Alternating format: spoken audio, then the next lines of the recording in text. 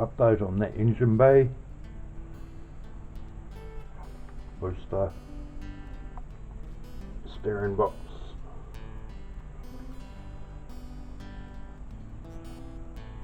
Wiper motor heater. Starting to get the wiring figured out in here. Headlight stuff.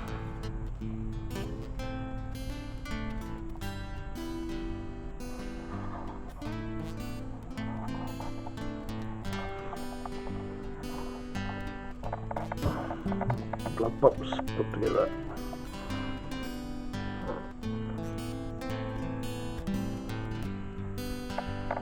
Trans cut down linkages and stuff. More stuff to put her out there.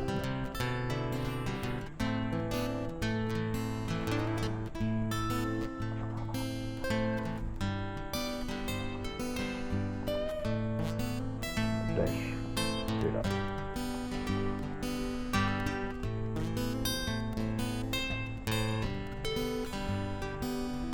Put a bunch of wiring to put her out.